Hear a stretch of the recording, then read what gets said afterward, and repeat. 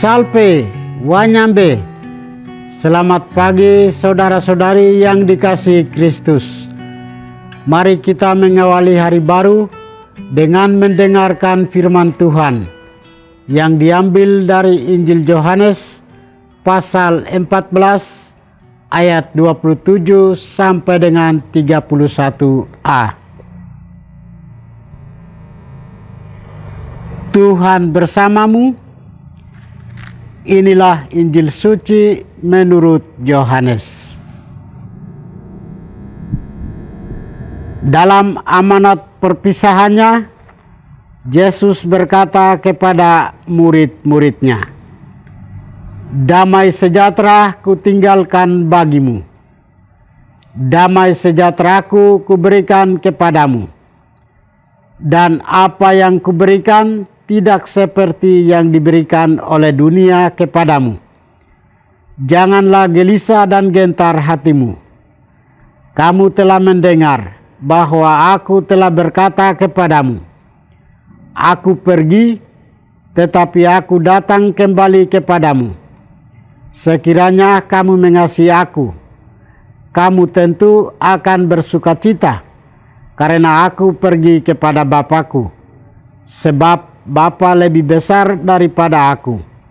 Sekarang juga aku mengatakannya kepadamu sebelum hal itu terjadi, supaya apabila hal itu terjadi, kamu percaya.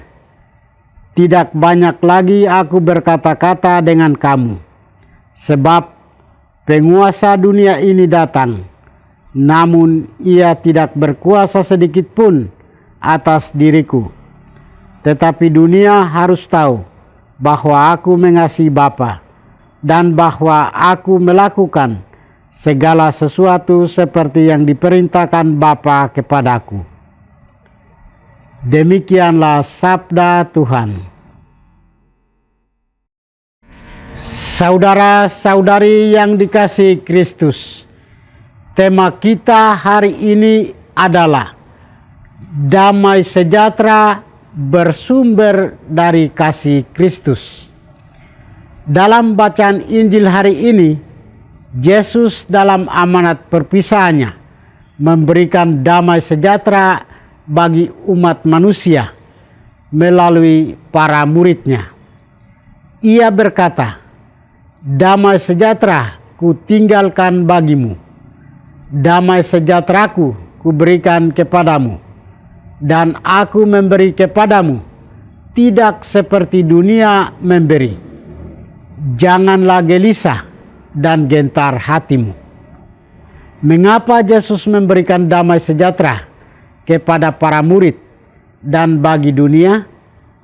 Yesus tahu bahwa para muridnya akan mengalami banyak kesulitan dan tantangan dalam mewartakan Injil. Dia tahu juga tentang situasi dunia yang akan terjadi dan terus terjadi. Maka Yesus menguatkan hati para muridnya dan menasihati mereka bahwa untuk masuk ke dalam kerajaan Allah harus siap menghadapi banyak sengsara. Para murid akan mengalami pengalaman ketidakadilan, ditolak, disingkirkan, dan akan dibunuh oleh kekejaman dunia. Salah satu contoh adalah pengalaman Rasul Paulus. Rasul Paulus dalam pewartaannya mengalami tantangan besar, yaitu dia ditolak dan dilempari batu dan disangka telah mati. Tetapi ia bangkit kembali dan melanjutkan pelayanan. Ia bertekun dalam iman meskipun situasi sangat sulit. Ia tidak menyerah dan terus memberitakan Injil. Rasul Paulus tahu dan sadar bahwa Yesus tidak pernah meninggalkannya. Ia selalu menyertai dalam karya pelayanan dan hidupnya. Saudara-saudari terkasih, Yesus mengajarkan kepada kita untuk tidak gelisah dan gentar, karena ia datang membawa damai sejahtera yang sejati, damai yang tidak bisa diberikan oleh dunia. Dia adalah sang damai yang hadir di tengah dunia. Ia mengajarkan damai itu kepada dunia agar dunia menciptakan suasana damai sejahtera seperti yang ada dalam doa Bapa kami. Datanglah kerajaanmu di atas bumi seperti di dalam surga. Untuk memperoleh damai sejahtera itu harus membangun cinta kasih. Sebab cinta kasih adalah sumber daripada damai sejahtera. Tanpa cinta kasih tidak pernah ada damai sejahtera. Yesus adalah kasih. Dia telah membuktikan hidup dalam cinta kasih sejati. Dia telah mencurahkan seluruh hidupnya demi sebuah cinta kasih. Cinta kasih yang tak pernah dimakan sang waktu, tidak pernah pudar di tengah derita manusia. Kasih yang tetap abadi di tengah pengkhianatan dan ketidaksetiaan. Kasihnya telah menghancurkan keegoisan dan kepentingan diri. Kasihnya telah menuntun dalam pengorbanan dirinya yang tiada tara. Benarlah bahwa dia sungguh mencintai dan mengasihi Bapanya lebih dari segala sesuatu dan mengasihi para muridnya lebih daripada yang lain.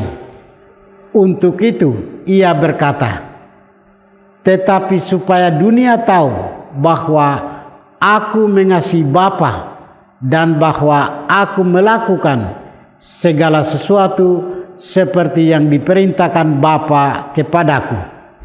Kita diajak untuk memelihara kasih dalam hidup sehari-hari. Kasih itu kita harus merawat dan memberi pupuk agar semakin bertumbuh dengan subur dan menghasilkan buah berlimpah, yaitu damai sejahtera. Marilah kita hidup dalam kasih dan damai sejahtera Kristus. Tuhan memberkati kita. Marilah kita berdoa. Tuhan, pagi ini kami kembali naikkan puji dan syukur kepadamu. Terima kasih sudah menjaga kami saat kami tidur maupun bangun. Terima kasih untuk udara sejuk dan segar pagi ini.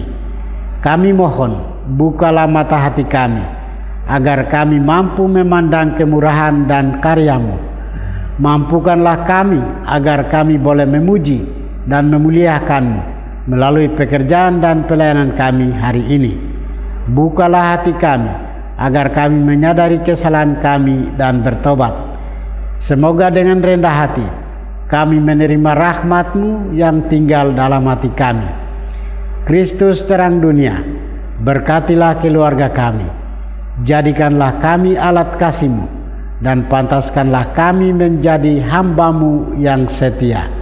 Demi Kristus Tuhan dan pengantara kami. Tuhan bersamamu. Semoga kita sekalian, orang-orang yang kita kasih dan doakan, seluruh aktivitas kita hari ini dibimbing, dilindungi, dan diberkati oleh berkat Allah yang Maha Kuasa, Bapa dan Putra dan Roh Kudus.